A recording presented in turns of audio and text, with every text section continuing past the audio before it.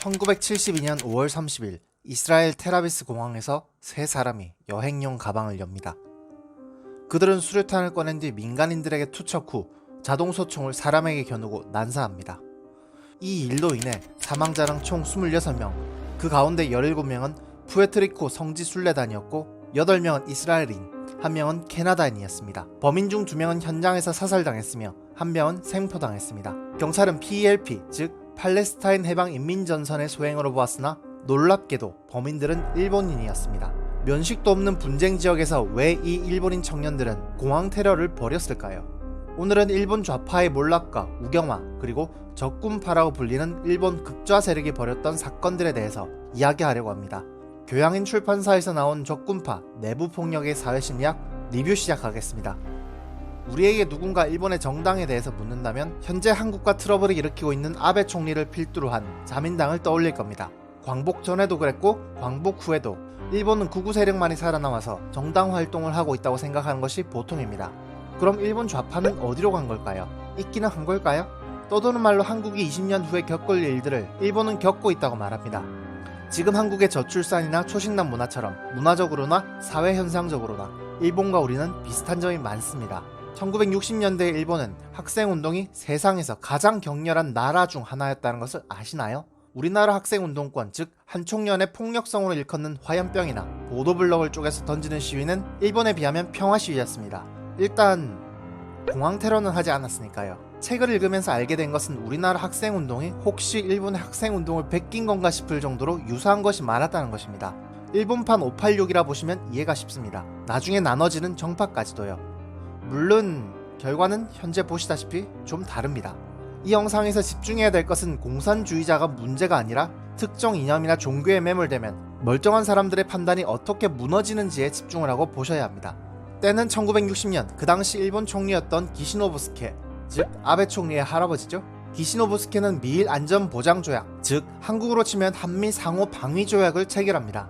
물론 이 당시 일본에도 좌파단체들이 있었습니다. 미일 안전보장조약은 일본의 주권 침해이며 또다시 일본을 전쟁의 참화 속으로 끌고 들어갈 조약이니 평화헌법을 위반할 것이다 라는 주장으로 주일미군을 철수하라는 운동을 시작합니다. 해서 학생들은 전학련이라는 단체를 만들죠. 다시 한번 말씀드리지만 이건 한국의 케이스를 말하는 것이 아니라 일본의 경우를 말씀드리고 있습니다. 그런 상황 속에 니혼대학에서는 22억 엔이라는 비자금이 발견됩니다. 학생들은 회계 조작이 아니냐며 따졌지만 학교 측은 유도부 학생들을 동원해 물리력으로 학생들을 두드려 패 진압하게 됩니다. 여기에 꼭지가 돈 전국 대학생들은 전공투, 즉 전학공투회의라는 것을 만들고 건물 입구 앞 바리케이드를 쳐 건물을 점거하기에 이르죠. 더 이상 유도부로는 감당이 안 되는 숫자이니 기시노부스케는 야쿠자들을 동원하여 학생들을 두드려 팹니다. 그럼 또 학생들은 어쩌냐? 이제부터는 학생들도 무장을 하기 시작합니다. 일본 운동권의 트레이드 중 하나가 이 하이바, 아니 헬멧, 아니지 일본이니까 하이바, 맞죠? 아무튼 각각의 색깔로 칠해진 공사장 안전모들과 강목, 그리고 죽창이 트레이드 마크입니다. 하이바의 색깔은 각각의 계파를 의미합니다. 이들은 그 당시 일본, 즉 심각한 관료화로 인한 불통, 권위주의적 행태를 비판하며 평등주의, 탈권위 등을 목표로 삼습니다. 일본의 68혁명이라고 보시면 이해가 쉬우실 것 같습니다. 하지만 탈권위의 맹점은 컨트롤 타워가 없다는 것이고 사람이 모이는 곳에는 파벌이 형성되는 법. 이제부터 전공투 안에서 계파별로 개싸움을 시작합니다. 내부 투쟁 중 서로 죽창으로 찌르고 린치를 가해서 다른 계파 학생들을 때려 죽이는 형태가 종종 보였습니다. 그 중에 우리가 주목할 계파는 적군파입니다. 여러 계파 중 가장 강력한 계파죠.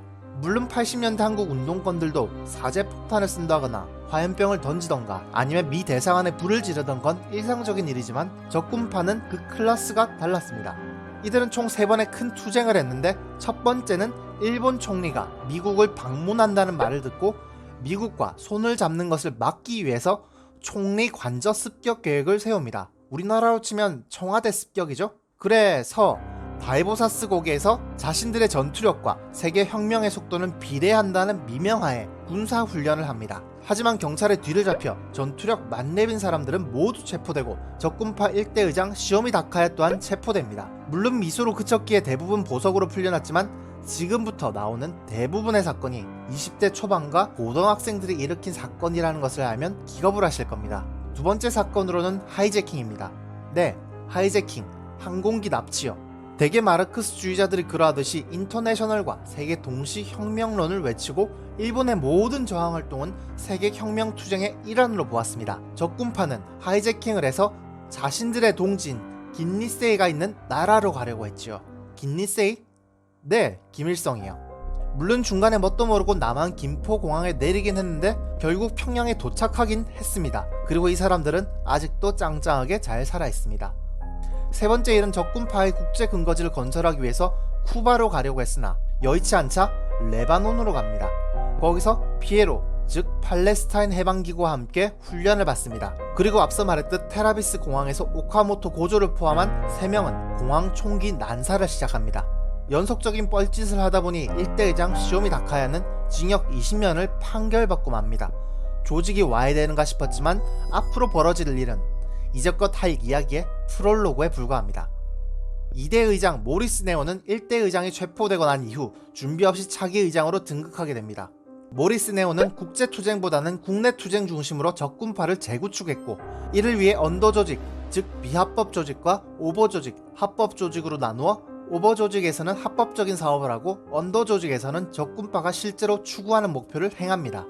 그래서 처음으로 한 것이 무엇이냐 하면 현금 호송차와 은행을 터는 일이었습니다. 물론 이에 대해 1대 의장과 그를 따른 기성 적군파는 공사장에서 다이너마이트를 훔치는 것이 혁명에 동참하는 길이지 은행 강도짓이나 교사 월급을 강탈하는 일이 혁명을 위한 행동이 아니다 라고 비판하고 선을 그었지만 뭐 비슷해 보이는 건 어쩔 수 없습니다. 한편 그와 비슷한 행동을 하고 있는 단체가 있었으니 이름하여 혁명좌파라는 단체입니다. 이 혁명좌파 단체는 은행이 아니라 총포 가게를 털어서 소총과 공기총 몇 자루 그리고 2,000발 정도 되는 탄약을 훔칩니다. 자, 그럼 정리하자면 어떻게 되느냐? 적군파는 은행을 털어서 돈은 있는데 총이 없고 혁명좌파는 총포점을 털어서 총은 있는데 돈이 없었습니다. 적군파와 혁명좌파는 파대-파 통합을 해 적군파 2대 의장 모리스 네오를 대장으로 삼고 연합 적군을 만들어냅니다. 이제 돈과 무기가 있는 이들은 본격적으로 혁명을 위해서 일본 정부와 투쟁을 하기 시작합니다. 이들은 산속으로 숨어다니면서 투쟁을 계속했지만 결국 적군파 2대 의장 모리스 네오와 혁명좌파 수장 나가타 히로코가 체포됨에 따라서 본거지가 밝혀지고 남아있는 5명은 경찰에게 쫓기다 1972년 2월 19일부터 28일까지 총 10일간 아사마 산장에서 농성을 하다가 모두 체포됩니다. 체포된 현장도 기가 막힌데요. 진압작전은 크레인에 철거용 쇠공을 달아서 건물을 부수는 형태로 진행되었습니다. 이 상황에서 경찰 측 2명이 사망, 1명이 중상을 입었으며 그걸 구경하고 있던 구경꾼 1명도 사망하는 참사가 벌어집니다. 이를 생중계하는 방송국은 시청률이 약 90%까지 오를 정도로 일본 사회 내에서는 엄청난 화제를 일으켰죠. 당사자 중 가장 어린 16살 가토를 제외하면 모두 사형, 무기징역 혹은 징역 13년을 판결받고 일이 일단락 되는가 했는데 며칠 뒤 경찰은 그 부근에서 남자 8명, 여자 4명 총 12구의 시체를 발견합니다. 사인은 구타, 동사, 얼음 송곳으로 꿰뚫린 흔적, 목이 졸려 죽은 형태 등 다양한 원인이었습니다. 저자인 스테이노프 교수가 적군파 이 책을 쓰게 된 이유가 이들이 왜 이런 결정을 했는지 혹은 할 수밖에 없었는지에 대한 궁금증에서 시작한 것입니다. 이제 그들의 내부 속으로 들어가 보겠습니다.